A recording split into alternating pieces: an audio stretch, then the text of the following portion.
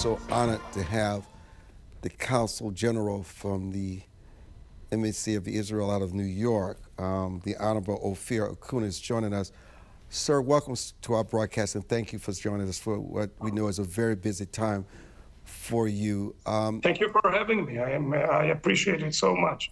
It's good. It's busy days, but we are here to tell the truth, and it's very important as well. Of course, there are always questions to ask. What would you like for the public to know about what happened this week that may have been lost, did not get enough attention, sir? I will tell you, first of all, there's, a few issues. First of all, I want to be happy with you, with all my fellow Israelis and our friends in America, here in the United States of America. And I want to thank, with your permission, to the President of the United States, Donald Trump, to the Israeli Prime Minister, Benjamin Netanyahu, and to the Israeli soldiers who actually put Hamas under pressure, under military pressure. That's a very, important, and not only important, that was the main reason, actually, that Hamas agreed to President Trump's 20 points plan. And we are so happy in Israel. Now it's still a holiday, the last holiday of the high holidays of the Jewish people. And we are dancing with the Bible, and we are dancing here as well in a few hours in New York. We are very happy. About the future, I want that people will know. You asked me, what do I know that people will know? I want them to know that the Jewish people and the state of Israel, that we are looking for peace with our neighbors, that will be more than happy if Lebanon, Syria, and others will join the Abraham Accords and will actually build the new Middle East. But I want them to know as well, it will not be with Hamas, it will not be with Hezbollah, it will not be with the Houthis in Yemen. And why so? Why so? Because they want to ruin the Western civilization. They want, and they are saying it, by the way, they want to kill us all. So we don't want them there. We don't want these cruel terror organizations will be there anymore, and we must demilitarize Gaza, demilitarize Lebanon, and of course, main parts of Yemen that the Houthis are launching their missiles toward Israel in the last 2 years or something like that. We're watching the footage, just it's so emotional, families, it's so emotional. Returning. Can you confirm the number of hostages released? And it is probably too soon to describe their current physical and mental condition. I want to tell you, some of them are in a very bad condition. Some of them are in better condition. You saw Avinatan Or kidnapped to Gaza Strip with his girlfriend, Noah Argamani.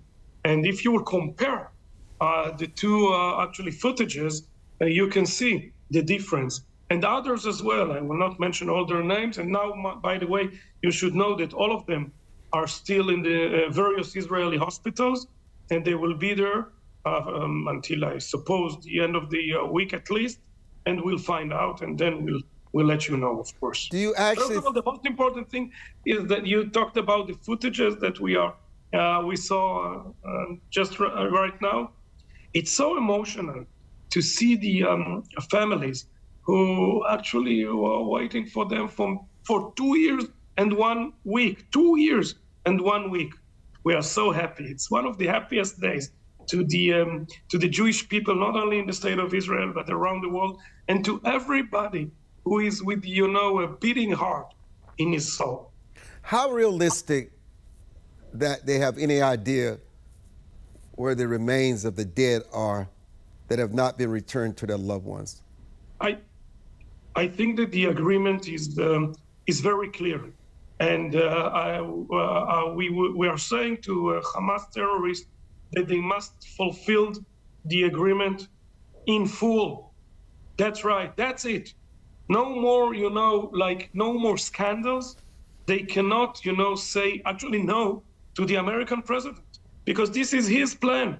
And I want to ask you if you think that they will dare, to change or to break the rules, that not only the American president, because this is his plan, yes, but even the Turkish government, the Qataris, the Egyptians, and all the others that we saw yesterday in Cairo, or in Sharm el-Sheikh, excuse me. So how dare they will, if they are thinking about it, to actually to break this deal? I don't think that they will dare, I have to tell you.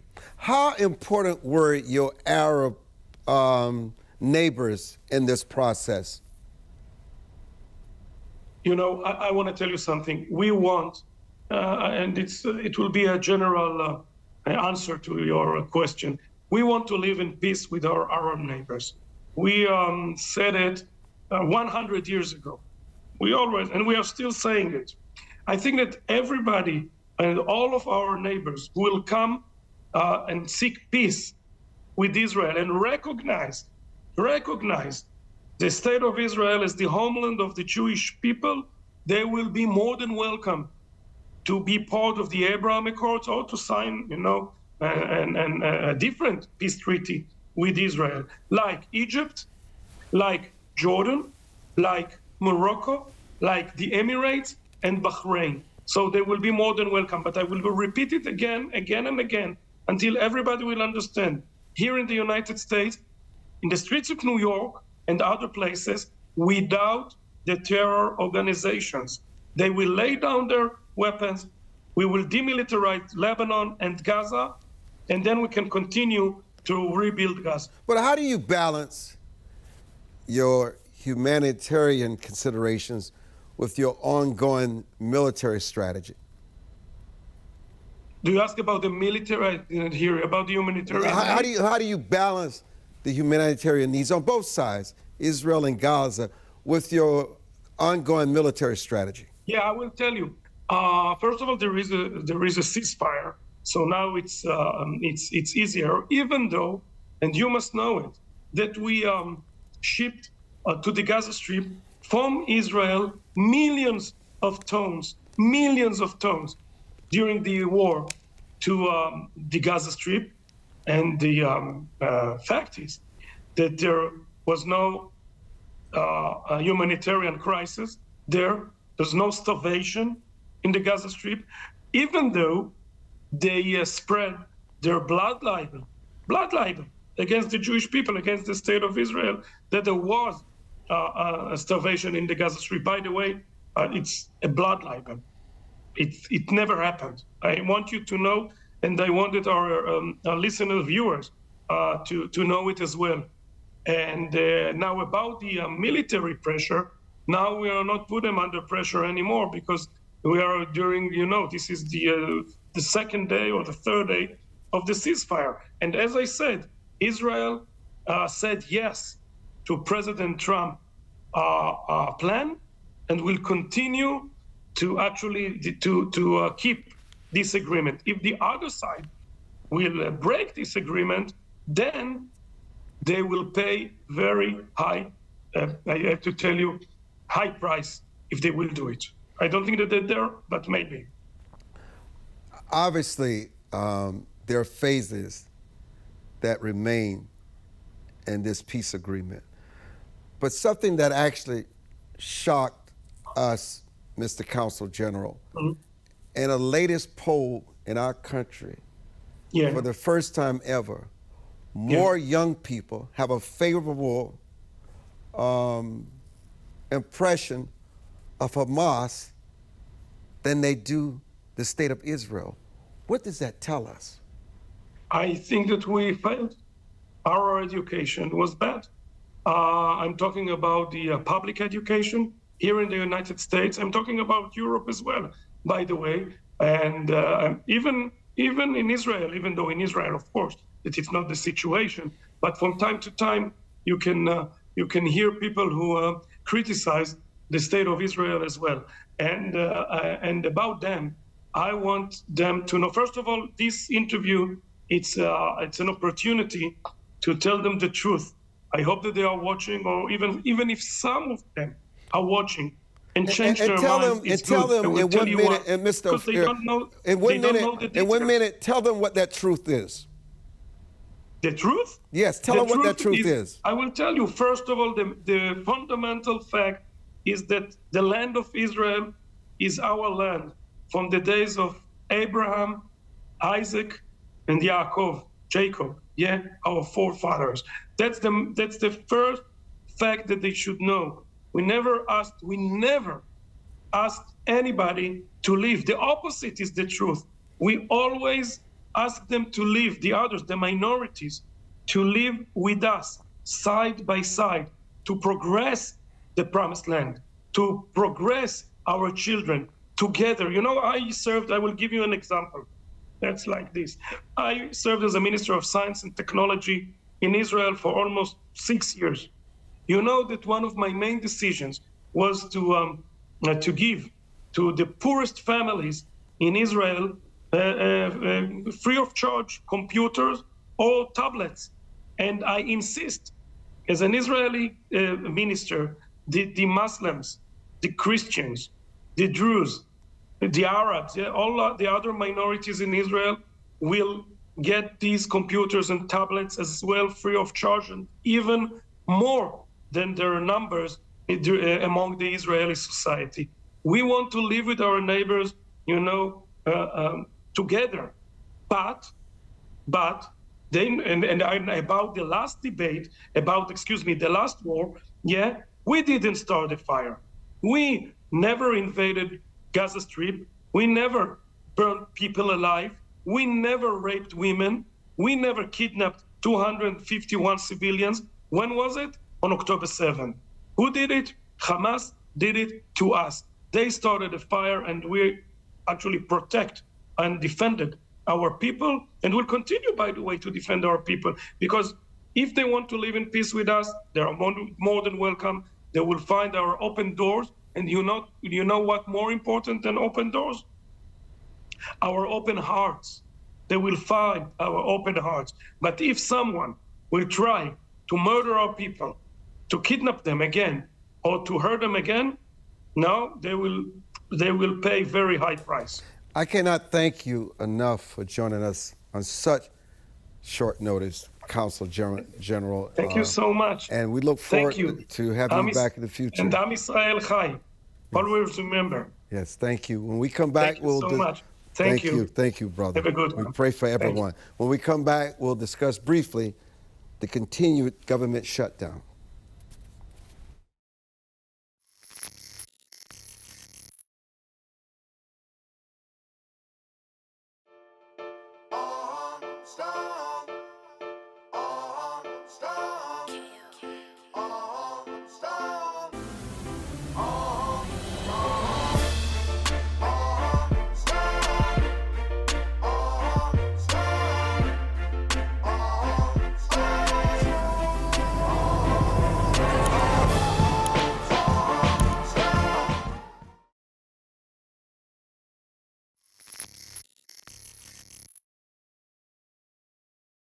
And welcome back to the broadcast. Mr. Operative, you're just like family. You're our intelligence officer. You keep us updated. You break things before they happen to the world. What happened behind the scenes this past week with the release of the hostages? What gives you hope? What concerns you?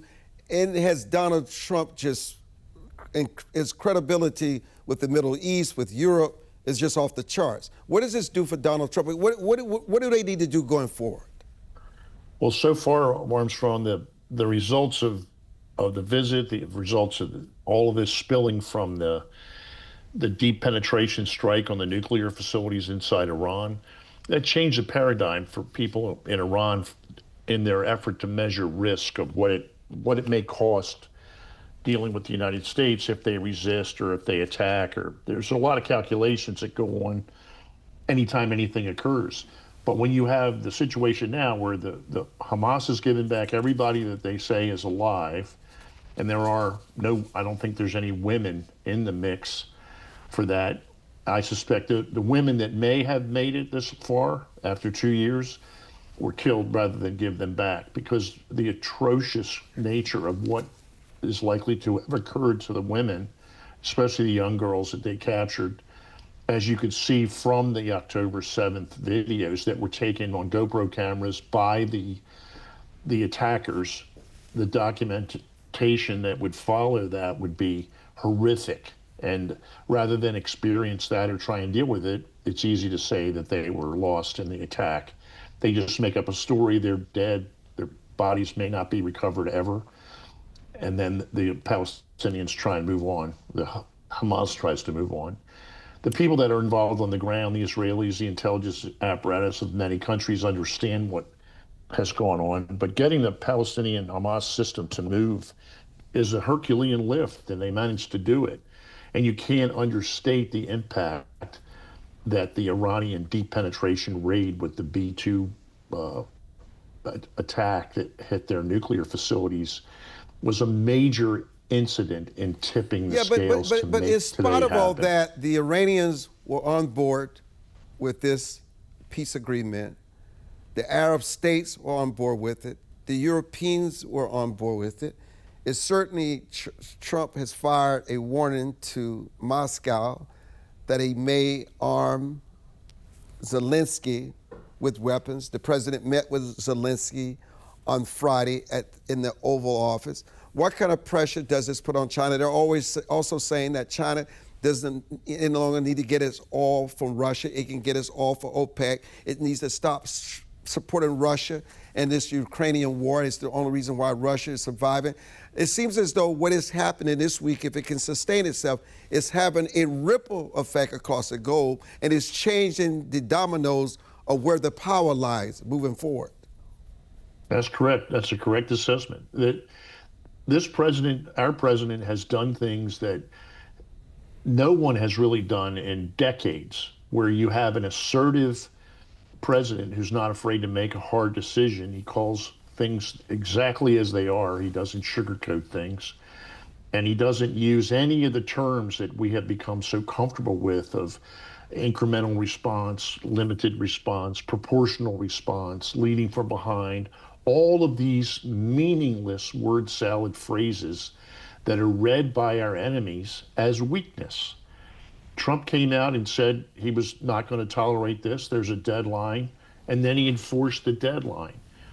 And people can't really, in the United States, we expect amazing stuff to happen and we try not to be surprised by it. But I'm sure the Iranians were surprised that we flew for 40 hours undetected, went deeply into their country and dropped 420,000 pounds of ordnance on 3 key targets and destroyed the entire area. For people that say that the attacks didn't have any effect, it's just stupidity on the people that don't know anything about bomb damage assessment.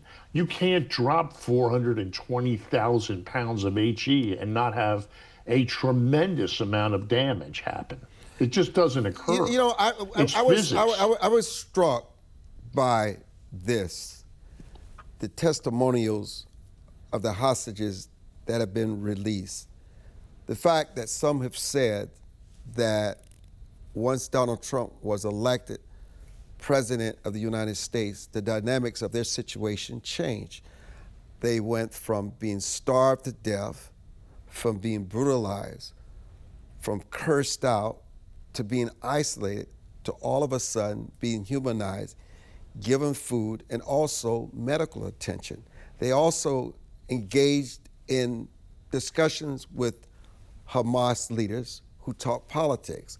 They were clear that they wanted Kamala Harris to win, and they realized that when Donald Trump won, they conveyed to the hostages that they know that Mr. Trump wanted the hostages out. That was a big goal of theirs. And they said immediately their circumstances changed, and they said unequivocally that the Hamas were afraid of Donald Trump. I was struck by that in many ways. You would assume that they have no value for life. There is nothing that they would fear, but it seems as though that since the election of Donald Trump, it loomed large in their minds that this would eventually come to an end, the hostages would be released, and so they had a whole different mindset. That's an accurate assessment because you have a different type of president in the White House who is using the levers of power and the power and authority of the office in a way that has not been used for a very, very long time in the United States, where the president says what he means and he does what he says he's going to do. And he's unpredictable, which is one of the greatest assets that any president can have, is they just can't predict what the reaction will be. So they have to react accordingly, that with always the looming thing that if the president decides that he's going to commit fully on something, and he does, this is the fear factor that you have with his ability to commit U.S. forces quickly on the ground. That Hamas could be annihilated if the decision was made to annihilate him. It would be a horrible mess, but it can be done. And when you have a president that introduces that dynamic of doubt into the decision-making matrix of the enemy's force, they tend to take a more cautionary path to try and stay out of the teeth of the U.S. military system. And people scoff at the Department of War change. That's a big deal in the Middle East. People out there pay attention to what that means. And what does that mean? It means that the instruments of the Pentagon, the instruments are not for the defense exclusively of the homeland of the United States. They are the instruments of war. And when you unleash them in a fashion that you aim to achieve victory, you have a stated goal, you can impose that stated goal on anybody on the planet right now. We don't have a near peer adversary. Our ability to do stuff is far beyond what the average person in any country can fathom. And you're just seeing some of that right now with some of the leaks and the introduction of fifth generation, sixth generation, maybe even seventh generation experimental aircraft or prototypes that are now flying in the test phase. They think that they come up with the F-35, that's the only plane we're working on. There's probably half a dozen additional platforms that are highly classified that are not released yet, that are coming. They're in the pipeline because all aviation assets age out at some point, technologically, and the skin and the frame of the aircraft has a lifespan. It depends on how many pressurizations, takeoff, and landings you have. So you have to always be planning for this. So let me come to this before the Consul General joins us, Mr. Operative. You could not help being struck by the fact that all the hostages, 20 plus, were all men. And I know they have released women previously, but what happened to a lot of the women that were held in captivity, that were hostages? What do you glean from the fact that all of them were men this week? That's a very important question to ask, and it would be very important to look at which people that were presumed to be alive, how old were they, and who were they, and when did they die? And that would be questions that we can certainly pose. Or you could say that many of these women were sexualized, they were raped, they were assaulted, and Hamas did not want that narrative to come forth in this latest release, and so they killed them all. You could also take that position. I think that was part of the equation. You can't afford to release somebody that's going to be able to explain what happened to them, because then the reputation of Hamas will just continue to erode. But they have no problem carterizing off bad news or bad conduct by anybody because they don't have any value for human life. I'm sure those women were savagely abused, as horrible as it is to say that or think that, but they didn't release them because they didn't want to deal with the mess that would come from releasing them back into the public where they could talk about what happened to themselves. It's much easier to take the hit now and say, well, they were killed along the way, or they died, or they starved, or whatever happened. They say they happened, but the truth is they didn't want any of that out. Mr. Operative, I'm not surprised no girls were released. I'm not surprised at all. Disheartening on so many levels. Mr. Operative, thank you so much for joining us. That's my pleasure. Bye-bye. And we'll be back.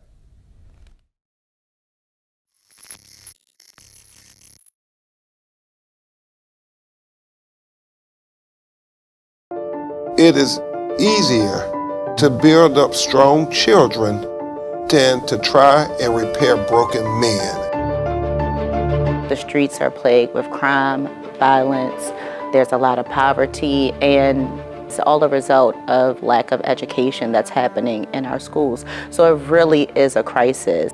We come from very different political perspectives, but we've come to the same conclusion, and that is there is a crisis in the classroom. Children are being deprived of quality of life because they're being deprived of a good education.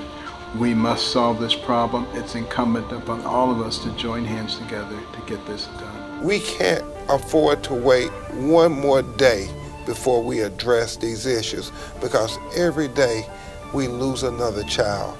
Let's stop the politicking. Let's stop the games. Let's really do something to give these kids a real chance at life and being a part of that American dream. We need accountability for funding. Many of the districts where you're seeing very low test scores, students graduating with very low literacy and math comprehension rates, they are receiving a lot of funding. So where is the money going where our kids aren't being adequately educated? If you believe every child is deserving of a quality education, please go to educationjusticefoundation.com.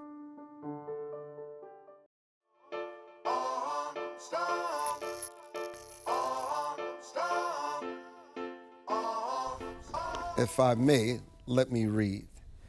This is no longer speculation.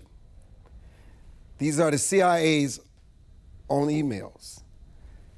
The evidence shows that America's top intelligence agency, forbidden by law from meddling in domestic politics since 1947, interfered in the U.S. election to protect Joe Biden.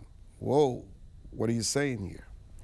According to documents obtained by our guest, an extraordinary investigative journalist, John Solomon, evidence has now surfaced that directly points to former President Barack Obama, sadly to say, leading the manufacturing of the Russia intelligence assessment.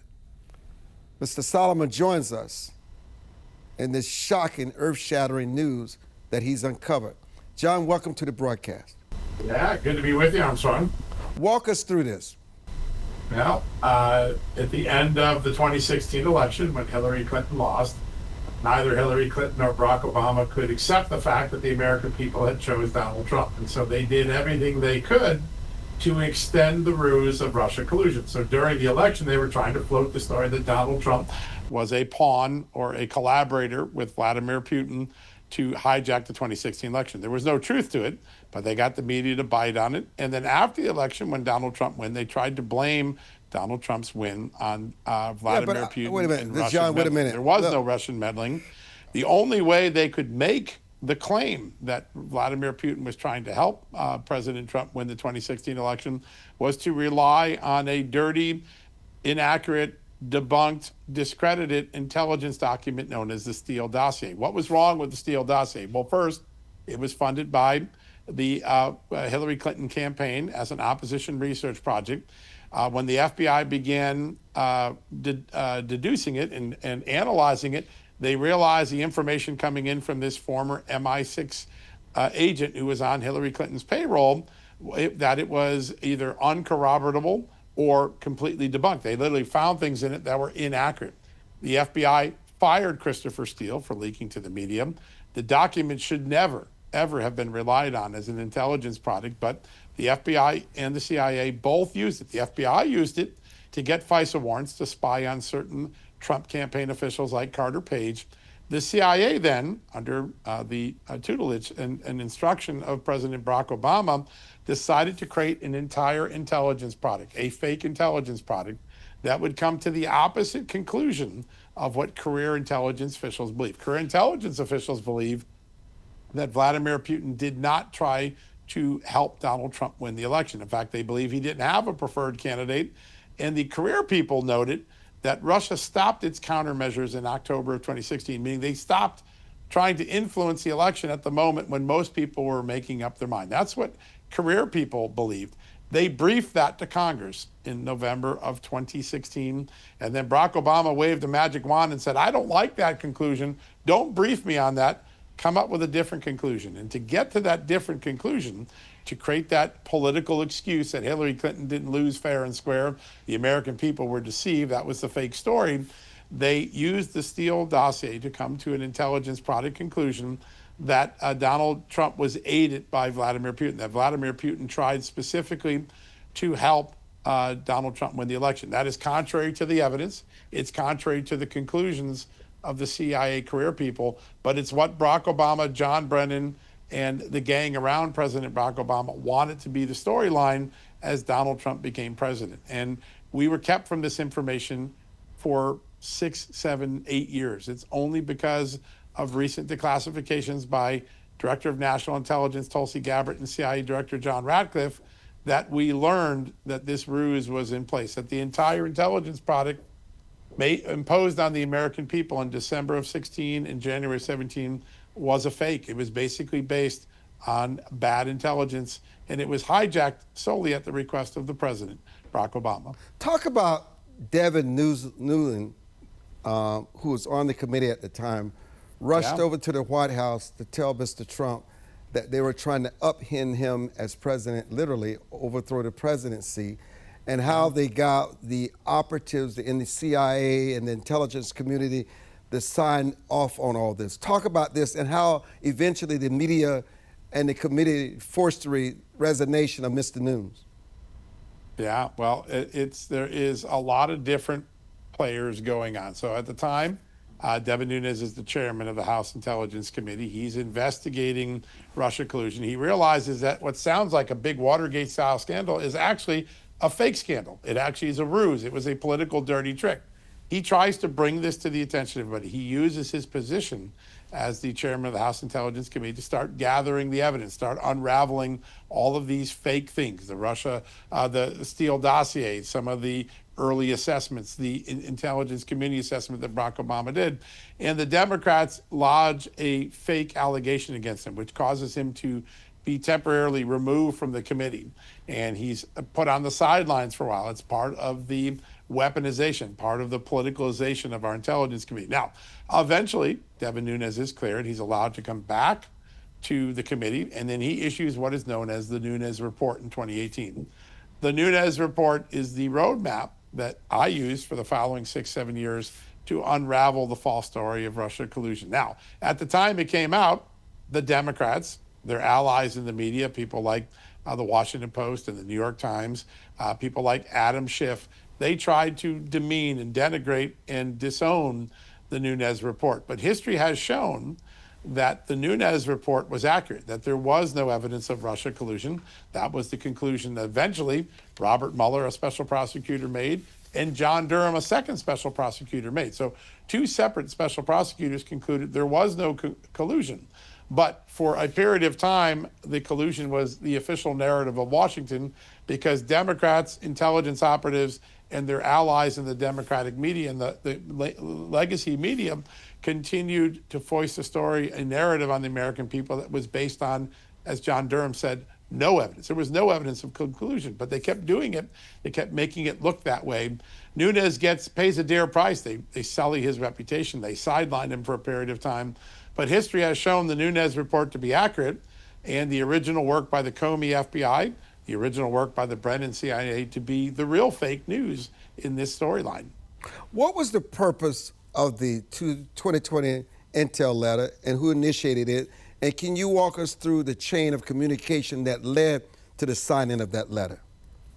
So this is the 51 intelligence experts who 4 years later want to meddle a second time. So there are 2 efforts by the intelligence community to meddle in elections. The first is 2016, trying to propagate on the American people a false story that Donald Trump was somehow a stooge or a controlled asset of Russia. We now know that to be untrue. It's been disproven. It's been confirmed by multiple investigations. In 2020, a lot of the same people that were propagating that false narrative of Russia collusion get back in the game. And in 2020, they sign a letter in October of 2020, as Joe Biden is trying to win the election, saying the whole story about Hunter Biden having a problem in Ukraine, having a corrupt relationship with a Ukrainian energy company named Burisma is Russian disinformation. It's not true. The laptop looks like a Russian disinformation campaign. And they mislead the American people in the final weeks of the election before they choose Joe Biden over President Trump in that election. It's a lot of the signers of that letter, 51 intelligence experts, so-called, were people who were behind the 2016 one. In fact, Mike Morrell, former deputy CIA director, is involved in both of those ruses on the American people. As intelligence whistleblowers have told me many times, Armstrong, what we saw in 2016 and 2020 was the vast powers of the intelligence community were turned not against our enemies, not against foreign spies or terrorists in the world. They were turned against the American people to deceive the American people at two critical times when they were choosing their president. In 2016, it didn't work. People believed Donald Trump, he got elected. Then those people tried to ruin the beginning of Donald Trump's presidency with Russia collusion. Then in 2020, the same intelligence apparatus comes out and tries to tell us that Donald Trump made up with Russia the false story about Hunter Biden, and you shouldn't believe the Hunter Biden laptop. Now, at the time they said that, at the time they signed that letter, all of these famous people, John Brennan and Mike Morrell and many others, the FBI knew Hunter Biden had a corruption problem. They knew the laptop was real. They had it in their possession. There was already a criminal investigation aiming to indict Hunter Biden on tax and other issues, but they hid that from the American people. And once again, the intelligence apparatus of the American people, the intelligence apparatus deceived the American people, tried to influence an election by claiming Russia was involved when in fact they weren't. In your view, did this letter impact the outcome of the 2020 Yes. election? We have polling data. It doesn't have to be my personal opinion. There is polling data. About 2/3 of Americans said they would have voted differently or reconsidered their vote had they known that the Hunter Biden story was true. So the 2020 election was significantly impacted by the ruse that letter and some of the other operations around it had on the American people. They faked the American people. They literally tricked them.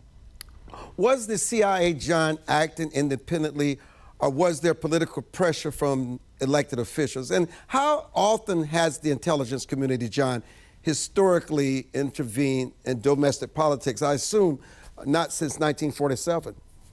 Yeah, well, there was a period in the 1960s and 70s when the Church Commission, a very powerful commission of Congress, exposed some terrible things that the CIA and the FBI were doing. Most of those involved overseas operations like assassinations. But in the case of the intelligence arms of the FBI, there was some spying going on, things that weren't authorized by the law, things about Martin Luther King and spying on him and other potential critics of the government at the time. So there was a history. Then the Church Commission created some very serious reforms. And from the mid-1970s until the 2016 election, we don't have a lot of evidence that the FBI and CIA were putting their thumbs on the election scale. In 2016, James Comey and John Brennan are directly involved in manipulating and pushing their agencies to do this Russia collusion investigation, to give authenticity to this allegation that Hillary Clinton had invented, that Donald Trump was somehow a stooge of Vladimir Putin. And they do it knowing that Hillary Clinton has put this fake story in motion.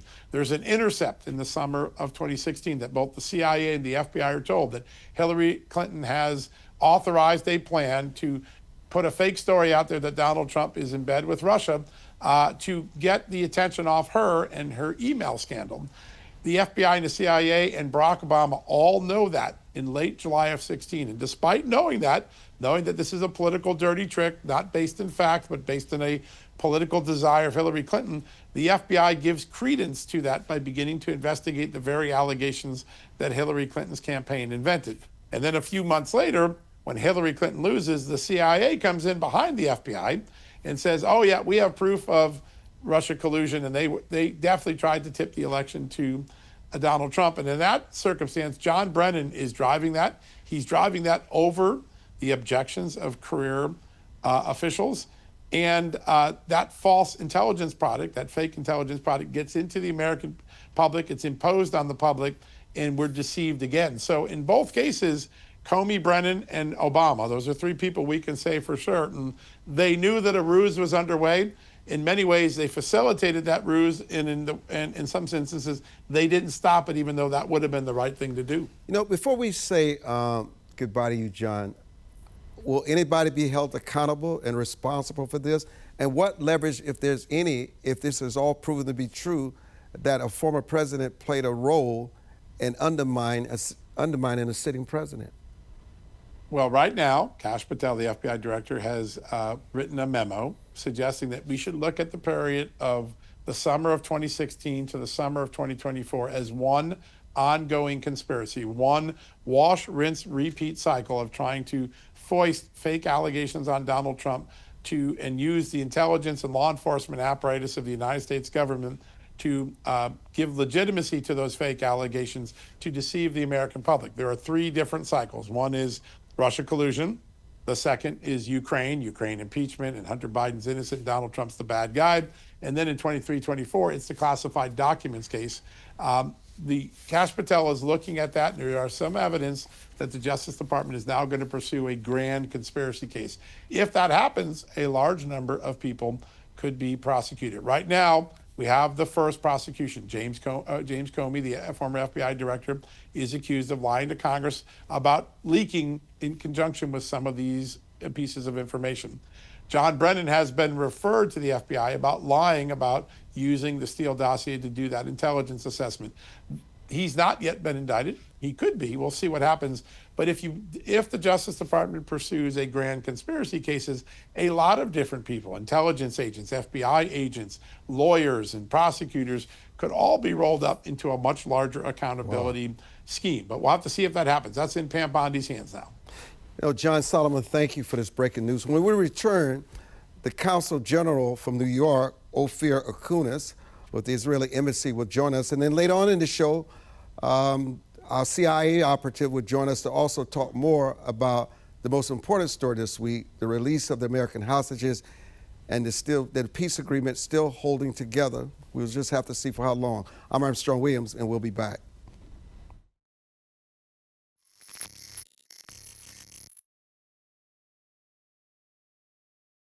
As a home buyer, you need a lender who cares about your home ownership dreams.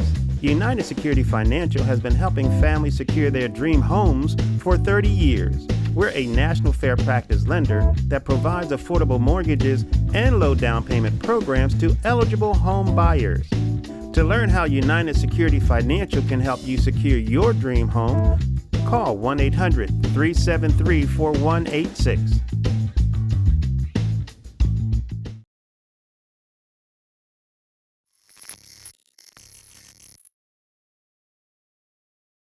So, Gerard, how is this government shutdown in the short term and the long term impacting the U.S. and the global economy? Well, I'm not sure how the effects that have been felt so far, because a lot of the essential workers are still getting paid through October 15th. Seniors, they can still count on getting their Social Security. Military retirees can still count on getting their pensions. It'll probably, if the effects drag on, then I think you might start seeing, people missing their paychecks and communities kind of taking a hard hit from having to. Nobody wants to miss a paycheck, even if they are paid eventually for when the government restarts. But I think that's still a wait and see situation. Well, Tyler, they're debating whether Trump has the power to continue paying the military. Capitol Hill Police is not being paid. TSA workers are not being paid. The airports are absolutely a nightmare for pilots and for people going in and out of the airports. Flights are being canceled left and right. People are afraid. You have almost 700,000 people have been furloughed to this point, laid off. So you don't see an impact that's being had, other than the millionaires in Congress who's not impacted by this? Yeah, I see impacts, especially air traffic controllers. We've heard reports that not as many air traffic controllers are showing up to work, and that leads to these flight delays, these cancellations. This is making life a little bit harder for everyday Americans who want to be, who are flying on planes. And it really is starting to hurt the federal workers who are forced. This is a weird situation because they're furloughed. That means they cannot work and they cannot get paid. And then many of them who are essential have to work, so they show up to work, but they can't collect a paycheck until the government reopens, at which point they will be given the back pay for the work that they're already doing. Amid all of this, President Trump is looking to, and we've heard reports of reductions in force. That's a situation, that's a different track where the federal government says, we have to still do what Congress said we do, but we can do it with fewer resources, with reshuffling the agencies that already exist. And this is the sort of reforms that we saw under the Department of Government Efficiency. And the president had said, before this shutdown started, that if the Democrats refuse to fund the government, he will engage in another round of these reductions in force. And those reportedly started last week. So we'll have to see what the long-term effects ultimately are. Actually, those reductions in force are already facing a lawsuit from the American Federation of Government Employees, which is the largest federal employee union. RJ, what's your take on all this? Yeah, the world boils right now, and yet our nation is divided. We're the leader of the world, as I see it, and it's just a shame. I think there's a lot of political warfare going on right now, and we should really look at truth.